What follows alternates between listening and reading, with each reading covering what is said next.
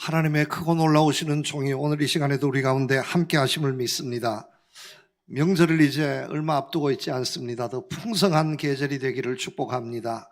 범사에 형통하시고 또 좋은 생각, 기쁜 마음 가지고 하루하루 행복하게 살아가실 수 있는 여러분들 되시기를 우리 주님의 이름으로 축복합니다. 만화책으로서 최고의 베스트셀러가 된 책이 있습니다. 광수생각이라 하는 만화책인데 130만 부가 넘게 팔렸습니다. 이 만화의 주인공으로 등장하는 인물이 있습니다. 뽀리입니다. 신뽀리입니다. 그런데 어느 날 뽀리가 감옥에 갇히고 말았습니다. 하루는 나뭇가지에 있던 새가 한 마리 날아와서 뽀리에게 묻습니다. 뽀리야, 너 어린 시절은 어땠어? 그때 난 걷지를 못했지. 그래, 지금은 잘 걷는 것 같은데 우리 부모님이 지극정성으로 도와서 날 걷게 만들어 주셨지. 그런데 걷게만 하셨지 어디로 가야 하는지는 알려주지 않으셨어. 이런 내용입니다. 여러분, 오늘 우리가 이렇게 살고 있지 않습니까? 열심히 살고 있습니다. 정말로 부지런히 살고 있습니다. 잘 되기를 원하고 형통하기를 바라면서 최선을 다해서 힘쓰고 노력합니다. 그런데 무엇을 해야 할지 모릅니다. 어디로 가야 할지 모릅니다. 내 인생에 길이 없습니다. 좀 형통한 대로가 좀 열려졌으면 좋겠는데 내가 걸어가야 할 길이 어느 길인지 찾을 수가 없습니다. 그러니 열심히 일하고 열심히 살고 있는데 하는 일마다 실패합니다. 넘어집니다. 불안합니다. 이 모습이 바로 오늘을 살아가고 있는 많은 사람들의 모습이 아니겠습니까? 그래서 우리 인생을 정처 없는 인생이라 합니다. 오늘은 어디에서, 오늘은 무엇을 먹어야 할지, 어떻게 해야 할지 알지 못합니다. 그런데 여러분, 나만 그런 것이 아니라 누구도 그 길을 알지 못합니다. 왜냐하면 살아보지 않았습니다. 여러분, 인생은 연습이 없습니다. 인생에는 연습이 없습니다. 내가 한번 살아보고 다시 살겠습니다. 그런 인생은 없습니다. 두 번, 세 번 주어지는 것이 아니라 오늘 내게 주어진 인생, 내게 주어진 시간은 단 한 번밖에 없습니다. 이 기회를 놓치면 두 번 다시 오늘은 없습니다. 내가 지금 걸어가고 있는 길 실패면 실패입니다. 두 번 다시 내가 다른 길을 택할 수가 없습니다. 알고 살아가는 사람, 살아보고 살아가는 사람, 이 세상에서는 단 한 사람도 없습니다. 누구도 가르쳐 줄 수 없습니다. 공자도 가르쳐 줄 수 없습니다. 어느 날 공자의 제자 중 한 사람이 찾아와서 묻습니다. 선생님, 우리가 죽은 다음에는 어떻게 되겠습니까? 하자 공자가 대답했습니다. 살았을 때 일도 모르는데 내가 죽은 후의 일을 어떻게 알겠느냐? 이것이 공자의 대답이었습니다. 여러분, 오늘 말씀은 다윗의 시편입니다. 다윗이 마찬가지의 심정이었으리라 이렇게 생각합니다. 그 가운데에 오늘 이 시편을 통해서 하나님께 고백하고 찬양한 겁니다. 여러분, 다윗의 일생을 살펴보면 그렇습니다. 젊은 시절 목동의 아들로 태어나서 고생했습니다. 그러다가 사울 임금을 만났습니다. 골리앗을 때려 눕히고 사울 임금을 만나고 그의 인생이 승승장구했습니다. 궁궐에서 임금의 사이가 되어서 형통할 줄 알았습니다. 탄탄대로가 열려질 줄 알았습니다. 그런데 사울 임금의 노여움을 삽니다. 사울 임금이 다윗을 죽여야 한다고, 다른 사람 몰라도 저것은 죽여야 한다고 군사를 동원하고 다윗을 추격해 왔습니다. 이 산 저 산으로 도망하지 않으면 안 되었고 이 광야 저 광야로 유랑하지 않으면 안 되었습니다. 그 많던 친구들 다 흩어졌습니다. 혈혈단신으로 도망자가 되었습니다. 입을 것, 먹을 것, 마실 것 전혀 없었습니다. 사울의 군대가 추적해 오는 가운데 오늘은 어디로 숨어야 할지, 오늘은 어떻게 해야 할지 도무지 알지 못하는 것이 다윗의 인생이었습니다. 다윗이 23편 시편에서 고백하는 것을 보면 내가 사망의 음침한 골짜기를 다닌다고 고백하고 있습니다. 아마 그때의 심정이 오늘 이 시편에 기록된 심정이었으리라 생각합니다. 이런 가운데에 다윗은 하나님을 만났습니다. 하나님의 살아계심을 깨달았습니다. 하나님이 내 인생의 길이라는 것을 알게 되었습니다. 너무너무 기뻐서 찬양하면서 기록한 말씀이 오늘 말씀입니다. 여러분, 예수님 믿는 기쁨이 여기에 있습니다. 하나님께서는 우리에게 분명히 말씀하십니다. 그 누구도 가르쳐 줄 수 없었고 그 누구도 알 수 없었던 우리 인생의 길을 주님께서 함께 하시고 인도해 주시는 우리 하나님이신 줄로 믿습니다. 우리 예수님께서 말씀하셨습니다. 주님이 십자가에 못 박히시면서 돌아가시기까지 우리에게 간절히 주시고자 원했던 것이 무엇이냐 하면 생명과 구원과 은혜의 축복의 길이었습니다. 이 세상 사람들 허랑하면서 살아가는, 정말 불안해하면서 답답해하면서 어떻게 살아야 할지 모르는 이런 인생에게 길과 진리가 되어주신 분이 우리 주님이십니다. 욥기 말씀을 통해서 보면 이렇게 가르쳐주고 있습니다. 내가 가는 길을 그가 아시나니 그가 나를 단련하신 후에는 내가 순금같이 되어 나오리라. 내가 가야 할 길을 주님께서 아신다는 말씀입니다. 오늘 우리가 어떻게 무엇을 하며 살아가야 할지 세상 그 누구도 가르쳐 줄 수 없습니다. 이렇게 하면 좋겠습니다. 여기에 투자하십시오. 이것이 좋습니다 하고 했다가는 다 망합니다. 안 되는 거예요. 인생의 전문가가 어디 있습니까? 여러분, 단 한 사람도 없습니다. 내 인생을 컨설턴트 해주시고 내 인생을 이끌어 주시고 인도하시고 내 인생길 함께 가실 분은 우리 주님 한 분밖에 없는 줄로 믿습니다. 내 갈 길 멀고 밤은 깊은데 빛 되신 주, 저 본향 집을 향해 가는 길 비추소서. 내 가는 길 나 알지 못하나 한 걸음씩 늘 인도하소서. 여러분, 우리가 찬송하지 않을 수 없는 거예요. 주님을 찾지 않을 수 없습니다. 여러분, 우리 주님은 내 인생의 길이심을 믿으시기를 바랍니다. 주님의 길로 살아갈 수 있는 길 되시기를 축복합니다. 주님을 믿고 주님과 함께 내 인생의 길을 걸어가실 수 있는 여러분들 되시기를 축복합니다. 오늘 말씀을 통해서 보면 왜 우리가 주님과 함께 주님의 길을 걸어가야 하는지, 왜 믿음이 그렇게 소중한지 우리에게 분명하게 가르쳐주고 있습니다.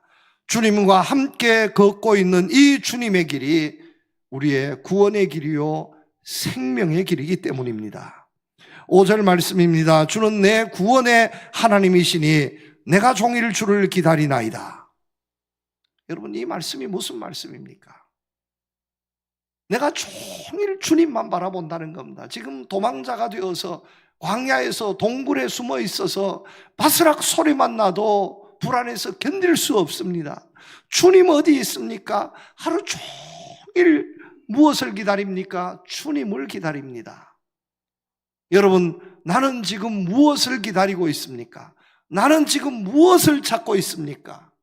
무엇이 있으면 참 행복할 것 같고 무엇이 있으면 참 기쁨이 있을 것 같습니까? 진짜 내 삶의 생명이 되시고 구원이 되실 분은 주님밖에 없음을 믿으시기를 바랍니다. 주님을 기다려야 합니다. 주님을 기다려서 주님과 함께 내 인생을 살아야 합니다. 요한복음 14장 말씀에 내가 곧 길이요 진리요 생명이라고 주님께서 말씀하시지 않습니까? 여러분, 사람들은 이 험한 세상에서 참 구원을 얻기를 소원합니다. 세상이 얼마나 험악한지 정말로 내가 도움을 얻기를 원하고 내 인생을 구원해 주실 분을 간절히 소망합니다. 그런데 구원자를 찾을 수가 없습니다. 이 세상에 죽을 일밖에 없습니다. 내 삶 가운데 참 생명을 얻기를 원하는데 여러분, 죽음을 원하는 사람이 누가 있겠습니까?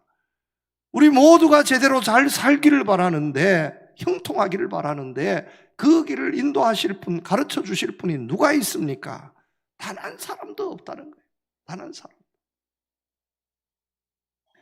이 세상에 죄악된 일이 많고 참 죽을 일 쌓였구나.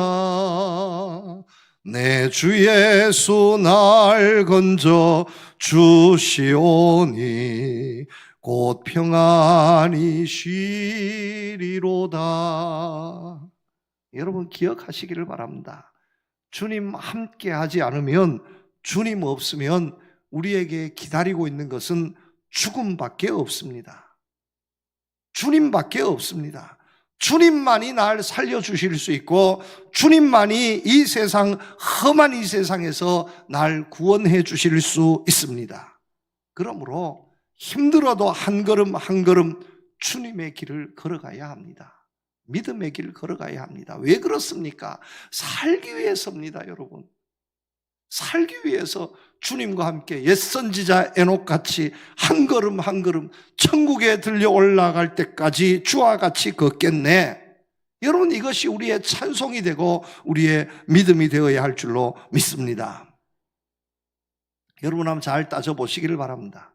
내가 지금 생명의 길을 걷고 있는지, 내가 지금 죽음의 길을 걷고 있는지, 참 구원과 확신을 가지고 지금 내가 감당하고 있는 모든 일을 감당하고 있는지, 아니 불안에 떨면서 도대체 어떻게 할까, 망하는 것 아닐까, 이런 불안 가운데에 모든 일을 감당하고 있는 것은 아닌지 잘 따져보시기를 바랍니다. 여러분, 그 갈림길이 무엇입니까? 주님이십니다. 주님과 함께하면 구원이 있습니다. 도움이 있습니다. 주님과 함께하면 반드시 망하지 않습니다. 생명을 얻고 구원을 얻게 될 줄로 믿습니다.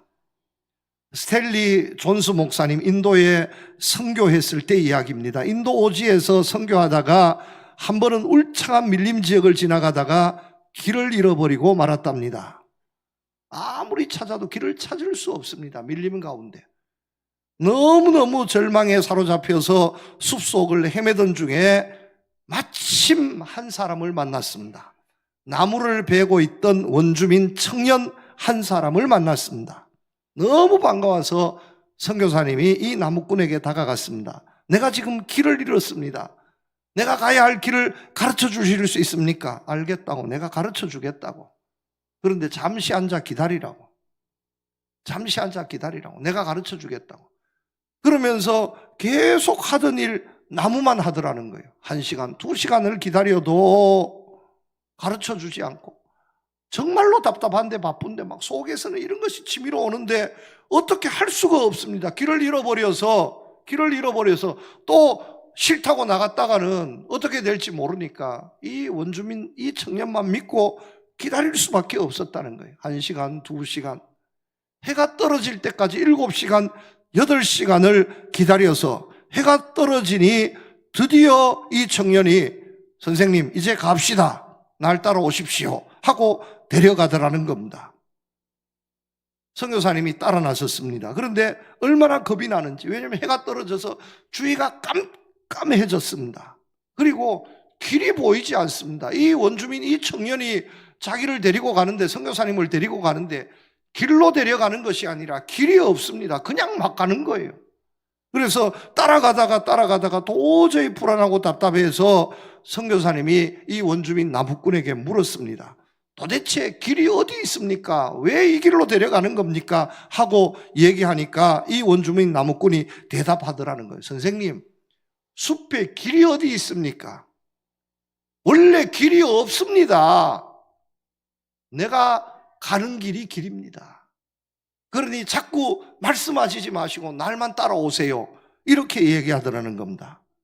한참 가다가 보니까 불빛이 보여지고 마을이 보여지더라는 겁니다. 그래서 그 마을에서 하룻밤을 묵으면서 스탠리 선교사님이 크게 깨달았습니다.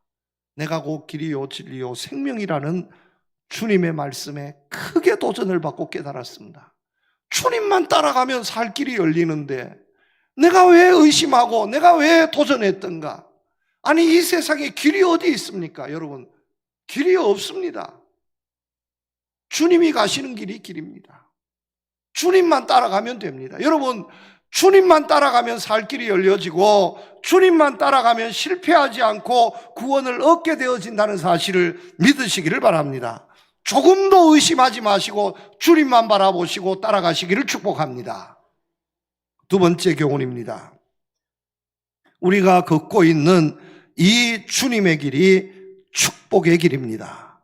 여러분, 이 세상 살면서 우리는 복 얻기를 원합니다. 행복하기를 원합니다. 축복의 사람 되기를 원합니다. 그런데 이것을 아십니까? 이 세상의 모든 복은 주님으로부터 시작되는 겁니다. 주님이 복입니다. 주님이 없으면 복이 없습니다. 그러므로 주님과 함께 주님의 길, 믿음의 길을 걷는 자마다 복을 받게 될 줄로 믿으시기를 바랍니다. 오늘 3절 말씀에 보면 이렇게 말씀합니다. 주를 바라는 자들은 수치를 당하지 않는다고 말씀하고 있습니다. 주님을 바라는 자들은 수치를 당합니다. 그런데 주님을 바라지 않고 세상의 방법을 가지고 살아가는 사람, 까닭 없이 속이는 자라고 말씀하고 있습니다. 이런 사람은 수치를 당하게 되어집니다. 여러분, 주님과 함께하면 부끄러움 당하지 않습니다. 주님과 함께하면 절망하지 않습니다. 본문 12절 13절 말씀해 보면 여호와를 경외하는 자 누구냐? 그가 택할 길을 그에게 가르치시리로다. 그의 영혼은 평안히 살고 그의 자손은 땅을 상속하리로다. 주님과 함께 살면, 주님의 길, 믿음의 길을 걸어가면 평안함이 있을 줄로 믿습니다. 길이 보이지 않지만 주님께서 기가 막히게 길을 내어서 인도해 주시는 겁니다. 주님께서 인도하시는 그 길로 살아가는 자는 땅을 상속받습니다. 자기 자신뿐만 아니라 그의 자손조차도 번창하게 될 줄로 믿습니다. 여호와를 경외하며 그의 길을 걷는 자마다 복이 있도다. 네가 내 손이 수고한 대로 먹을 것이라 복되고 형통하리로다라고 말씀하고 있습니다. 주님의 길을 걸으면, 주님을 바라보면서 걸으면 그 길을 걷는 자마다 복이 있다는 말씀입니다. 여러분, 이런 복을 우리가 누려야 하지 않겠습니까? 때로는 의심이 들 때가 있습니다. 아, 내가 가는 이 길이 정말로 복된 길이냐? 정말로 내가 잘한 선택이냐? 여러분, 의심이 들 때가 있습니다. 그때마다 모든 건 내려놓고 생각하십시오. 이 일이 주님께서 기뻐하시는 일이냐? 내가 선택한 것이 정말 믿음의 선택이냐? 하나님께서 기뻐하실까 하는 것만 생각하시기를 바랍니다. 사람들은 하나님은 생각하지 않고 얼마나 돈이 되느냐, 얼마나 평안할까, 얼마나 명예를 얻고 얼마나 인기를 얻을까, 이것만 생각합니다. 그러다가 실패하는 거예요. 여러분, 물질이 얼마나 가겠으며 인기가 얼마나 가겠습니까? 명예가 얼마나 가겠습니까? 한순간 있다가 사라져버리고 맙니다. 그러나 우리 주님은 영원하신 주님이십니다. 오늘도 주님이시고 10년, 100년 뒤에도 주님이십니다. 주님을 선택해야 할 이유가 바로 여기에 있다는 겁니다. 고민하지 마십시오. 주님을 선택하시고 주님의 길로 믿음으로 살아가시기를 바랍니다. 하나님이 기뻐하실 일이면 거기에 축복이 있습니다. 되지 않을 것 같아도 되는 역사가 있게 될 줄로 믿습니다. 그러나 범사의 모든 것을 다 갖춘다 해도 주님이 기뻐하실 일이 아니라면, 주님이 그 자리에 없는 것이라면 언젠가는 허물어지고 망해지고 맙니다. 형통하기를 바랍니까? 정말로 복을 바랍니까? 그러면 주님 편에 서시고 주님께서 기뻐하시는 그 길, 믿음의 길을 걸어가시기를 축복합니다. 1996년도 이야기입니다. 미국에서 회계학을 전공하고 공인 회계사가 된 한국 출신의 한 청년이 있었습니다. 대학을 졸업하면서 미국 최상위 회계법인 빅6 중에 4곳에서 입사 제의를 받았습니다.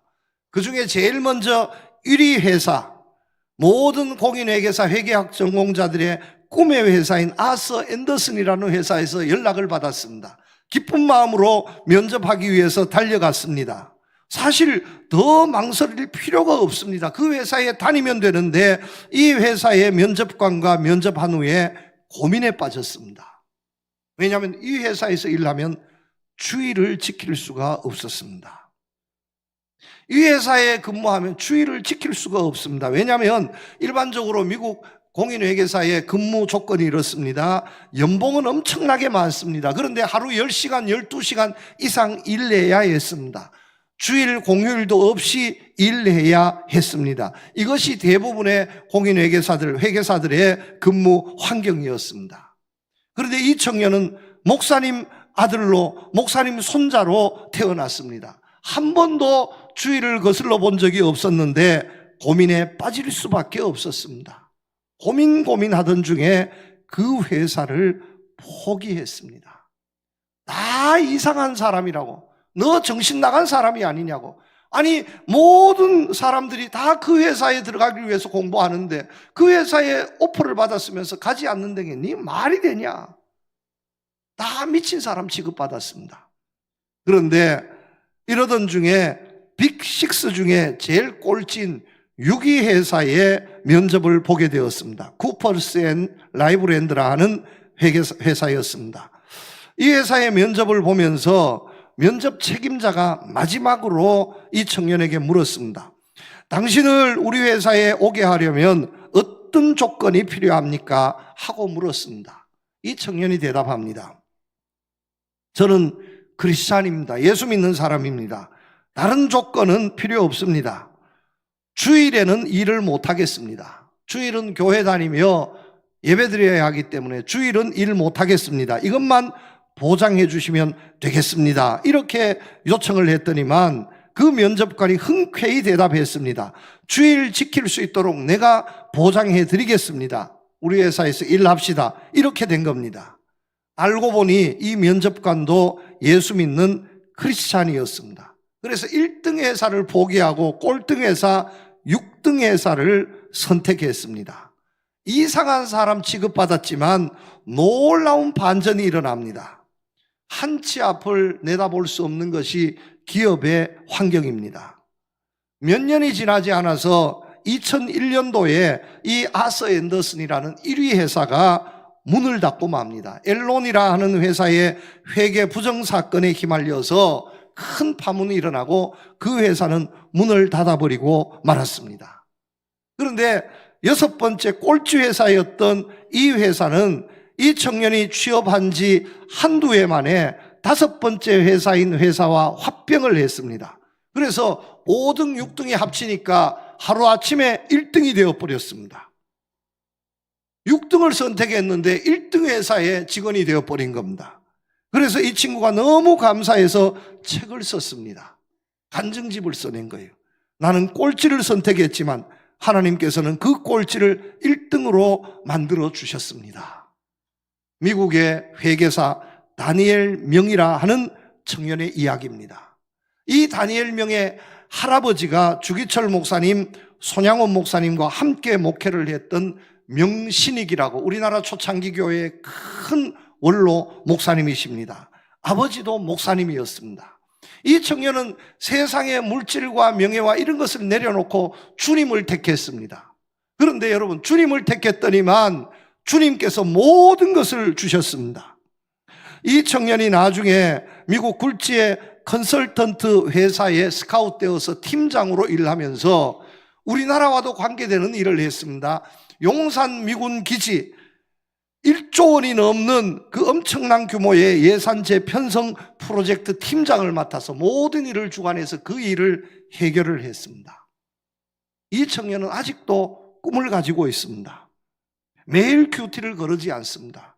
왜냐하면 아무리 바빠도 하나님 말씀, 성경 말씀을 읽고 충전하지 않으면, 영적인 충전하지 않으면 힘이 없어서, 평안함이 없어서 하루를 살아갈 수 없다고 합니다.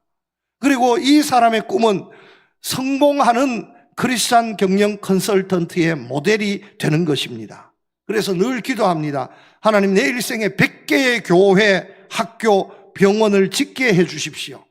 예수님처럼 선교하고 가르치고 병든 사람을 고치는 사역을 하게 해 주십시오. 이 꿈을 가지고 기도하고 있습니다. 수많은 교회를 짓고 병원을 지었습니다. 그러던 중에 미국 메릴랜드에 있는 자기의 집을 개조했습니다. 그리고 자기 집 주변에 있는 땅 1800평을 더 구입해서 큰 땅에 또 자기 집도 개조하고 건물을 더 지었습니다. 용도가 뭐냐? 한국의 유학생, 조기 유학생, 어린 나이에 미국에 유학 오는 유학생들이 방황하며 고민하면서 실패하는 많은 케이스를 보면서 이것은 안 되겠다. 내가 믿음 가운데서 이 어린 학생들을 제대로 이 나라에 자리 잡게 해야 되겠다.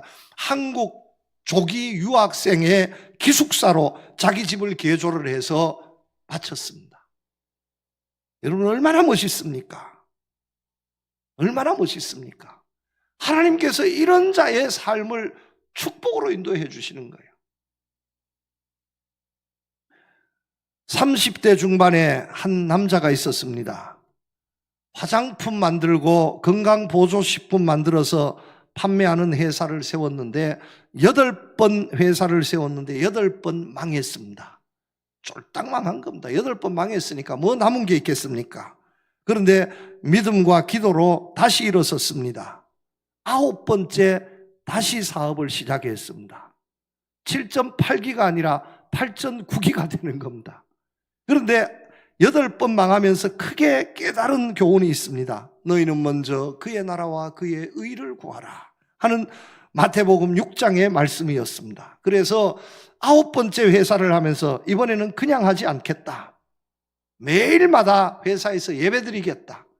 매일 아침 근무하기 전에 온 직원을 모아놓고 예배를 드렸습니다. 그리고 매주 월요일은 아예 기도회를 하겠다. 매주 월요일은 아예 일하지 않고 부흥회하겠다는 거예요. 이게 완전히 회사가 아니고 교회를 만든 겁니다. 이렇게 해서 회사를 시작했습니다. 있는 돈 없는 돈 1억 원을 끌고 모아서 회사를 시작했습니다. 1992년도의 이야기입니다. IMF도 맞았습니다. 그런데 여러분, 놀라운 역사가 일어납니다.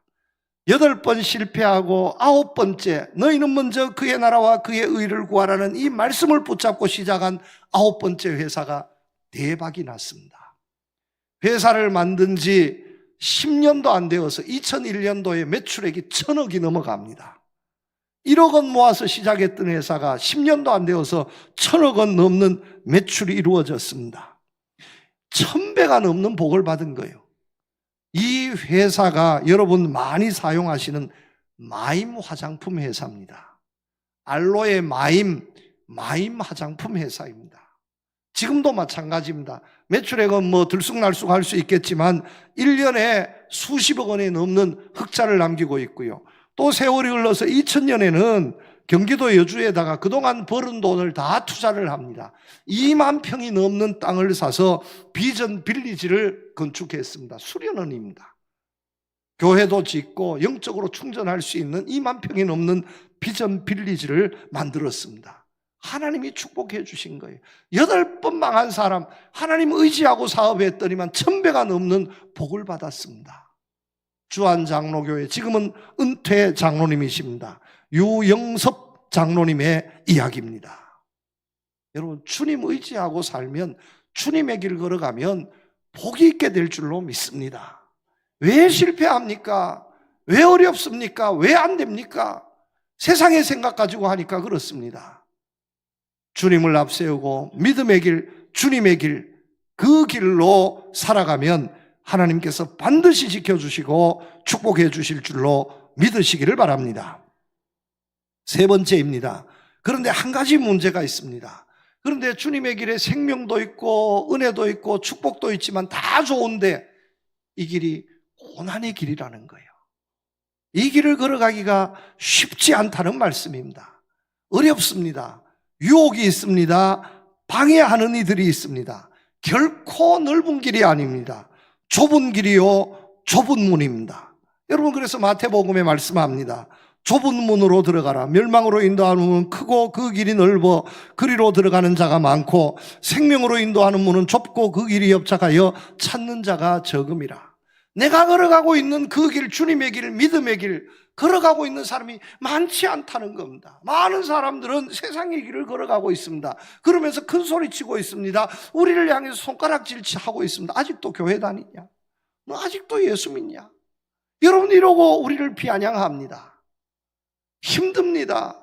기도합니다. 말씀으로 믿음으로 살아서 뭔가 모르게 이루어질 것 같아도 이루어지는 것이 없습니다. 굉장히 당혹스럽습니다. 아니, 예수 믿고 이 길을 걸어가는 것이 맞는지, 아니 왜 이렇게 힘들고 어려운지 여러분 의심들고 회의할 때가 대단히 많이 있을 수 있습니다.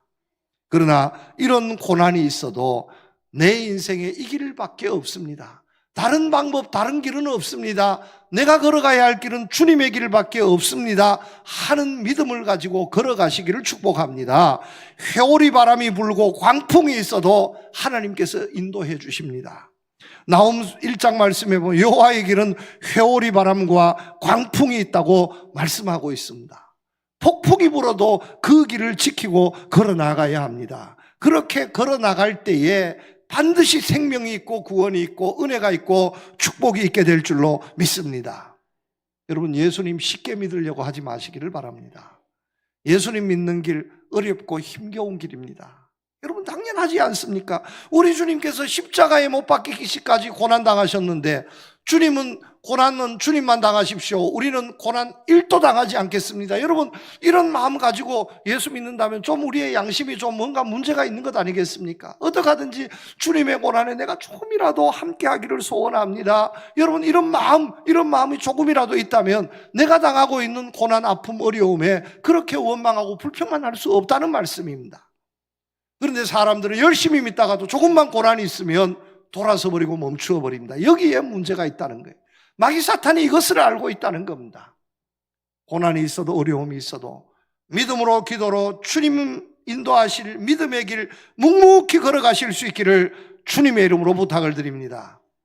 아프리카에 선교했던 리빙스턴 박사님 이야기입니다. 리빙스턴 박사님이 아프리카 오지에서 너무너무 고생하고 있다 하는 이야기가 리빙스턴 고향에 들려졌습니다. 고향 교회 목사님 친구들이 앞장서서 고생하고 있는 리빙스턴 박사님이 후원회를 조직해서 후원할 것을 결정하고 편지를 보내었습니다. 선교사님, 선교 활동을 적극적으로 돕지 못해서 미안하게 생각합니다. 이번에 몇 교회에서 자원한 청년들을 보내려고 합니다. 그러니 그곳까지 가장 쉽게 갈 수 있는 길을 가르쳐 주십시오 하는 내용의 편지를 보내었습니다. 아프리카 가는 길이 쉽지 않으니까 아프리카를 어떻게 가면 편하게 빨리 갈 수 있을지 그 길을 좀 안내해 주십시오 하고 편지를 보낸 겁니다. 답장이 왔습니다. 리빙스턴 선교사님이 이렇게 답장을 보내었습니다. 이곳까지 쉽게 오는 길이 있어야 오겠다는 사람들이라면 저는 사양하겠습니다. 길이 없어도 오겠다는 사람들만 보내어 주십시오. 여러분, 이게 믿음의 길입니다. 길이 없어도 나는 주님만 따라가겠습니다. 앞길이 보이지 않아도 나는 주님만 따라가겠습니다. 태산을 넘어 험곡에 가도 나는 주님만 따라가겠습니다. 아무리 힘겹고 어려워도 사망의 음침한 골짜기가 있다 해도 할렐루야 찬송하면서 나는 주님만 따라가겠습니다. 찬송하며 주님 따라가겠습니다. 기도하며 주님 따라가겠습니다. 여러분, 이런 교회와 이런 성도님들이 되시기를 오늘도 주님께서 바라시는 줄로 믿습니다. 여러분 어떻습니까? 잘 생각해 보십시다. 내가 지금 걸어가고 있는 이 인생의 길이 죽음의 길입니까? 생명의 길입니까? 세상의 길입니까? 주님의 길입니까? 오늘 이 시간 잘 생각해 보시고요. 정말로 복된 은혜와 기쁨과 평강이 있는 나를 위해서 허락해 주신 최고의 축복인 이 주님의 길, 믿음의 길에 벗어나지 않고 인생길을 달려가는 여러분들 되시기를 우리 주님 이름으로 축복합니다. 하나님 아버지 감사합니다.